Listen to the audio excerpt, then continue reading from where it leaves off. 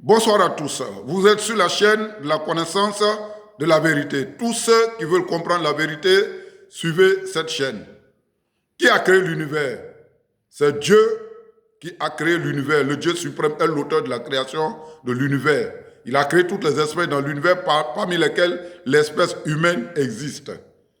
Dieu, en créant l'homme, Dieu a créé l'homme pour lui, pour que l'homme le serve.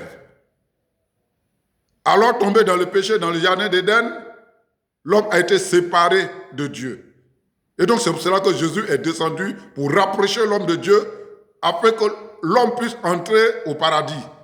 Sinon, tomber dans le péché dans le jardin d'Éden, l'issue était l'enfer pour l'humanité tout entière. Et donc cela veut dire qu'aujourd'hui, parmi toutes les créatures humaines qui sont sur la terre, celui qui n'a pas compris la parole de Dieu entre en enfer. Il n'y a rien à faire, Dieu est saint.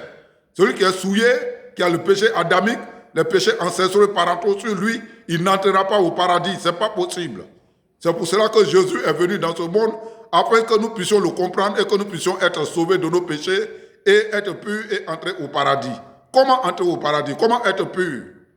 Dans l'Ancien Testament, Dieu a donné sa parole à Moïse, de donner à son peuple. Il a dit au peuple, je suis saint, soyez saints. Dieu, en donnant la loi des commandements à Moïse, ce n'était pas pour que cette loi-là nous mettions en pratique, parce que l'homme, étant pécheur, étant souillé, ne peut mettre la loi de Dieu qui est saint, l'homme souillé ne peut mettre la loi d'un Dieu qui est saint, une loi sainte en pratique. Et donc Dieu, en donnant cette loi, c'était pour que nous prenions conscience de nos péchés et de leur punition. Le livre de Romains 3, 19 à 20 est clair là-dessus. Le livre de Romains 7, 7 à 8 est clair là-dessus. La loi a été donnée pour qu'au travers de cette loi, nous prenions conscience de notre nature pécheresse et de leur punition.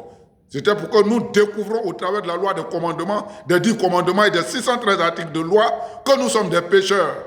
Ce n'était pas pour mettre en pratique, l'homme ne peut pas mettre en pratique la loi des commandements de Dieu. La loi était un pédagogue pour nous conduire à Christ. Comme la parole le dit en Galates 3, à partir du verset 20 au verset 25, bien aimé. Et donc, maintenant que nous avons pris conscience de nos péchés, comment devenir purs? Dans l'Ancien Testament, il fallait envoyer les offrandes, un animal du pardon des péchés, devant le tabernacle. Aaron, souverain sacrificateur, imposait les mains.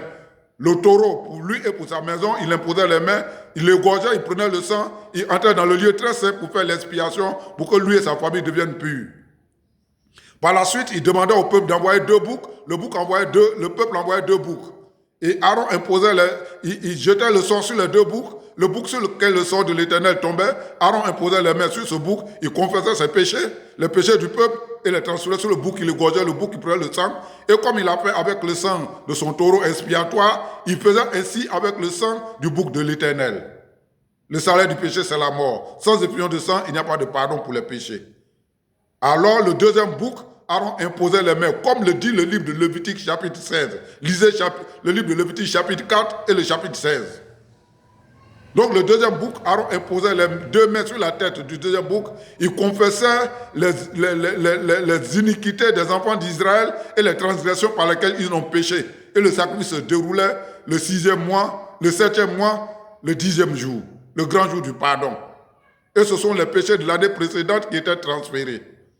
Alors le bouc, Azazel, ayant pris le péché, quelqu'un prenait le bouc à la hâte et le descendait à Azazel au désert. Alors, c'est alors que le peuple était pur. Cette loi d'imposition des mains et de transfert des péchés sur l'animal, c'est cette loi qui s'est accomplie. C'est cela qui s'est accomplie dans le Nouveau Testament. Jean-Baptiste, souverain sacrificateur représentant de l'humanité, selon Matthieu 11, verset 7 au verset 11. Jean-Baptiste descend d'Aaron. Aaron avait été consacré dans l'Ancien Testament dans Exode 40, 13 à 15. Lui et ses fils et leurs descendants pour le servir dans le sacerdoce à perpétuité. Jean-Baptiste descend d'Aaron. C'est le livre de Luc 1, 5 à 13 qui dit que Jean-Baptiste descend d'Aaron. Et si Jean descend d'Aaron, automatiquement il est souverain sacrificateur. Et Jésus va dire en Matthieu 11, 11 que Jean est souverain sacrificateur représentant de l'humanité. Jean aussi va dire en Matthieu, en Jean 1, verset 29, voici l'agneau qui vient ôter les péchés du monde. Et donc, comme c'est donc la parole qui dit que Jean-Baptiste représente l'humanité.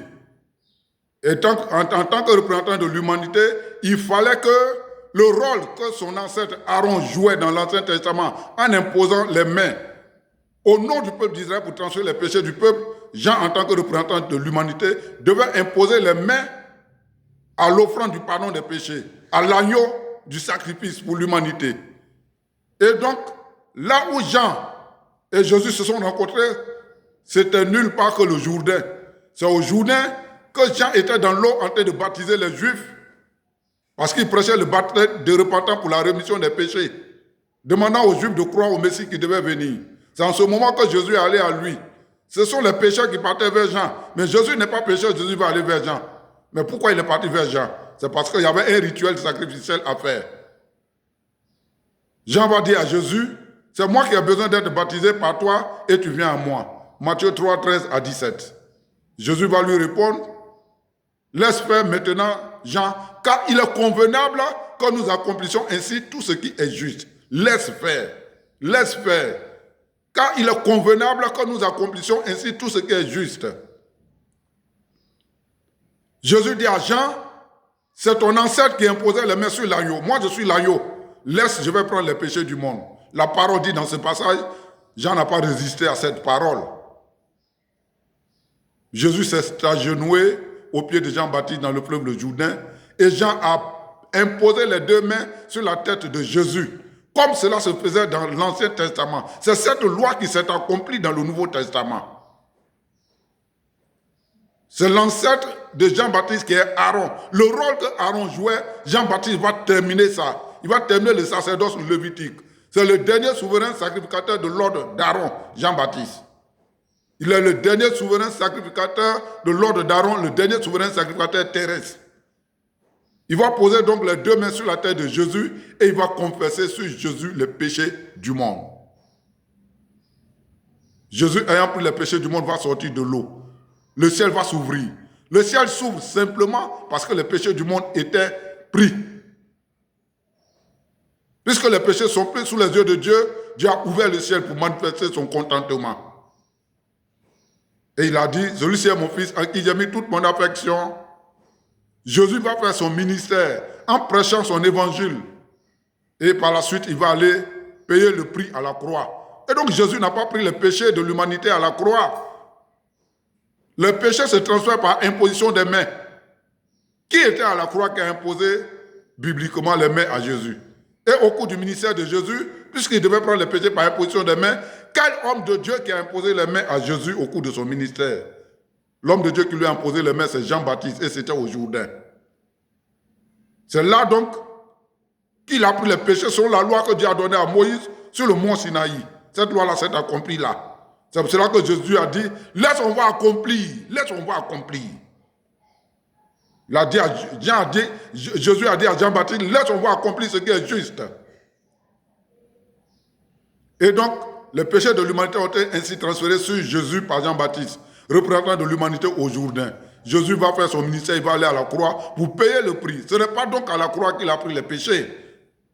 Non, c'est au Jourdain. À la croix, il est mort pour nos péchés, par le salaire du péché, c'est la mort. Et sans effusion de sang, il n'y a pas de pardon. Il fallait qu'il paye le prix pour qu'on soit pardonné. Il est mort et il est ressuscité pour nous donner la vie éternelle. Il faut croire donc au baptême de Jésus, au sang du pardon, à la mort de Jésus et à la résurrection. Aux quatre, avant d'être purifié et entrer au paradis. Que Dieu nous bénisse, bien-aimés. Amen.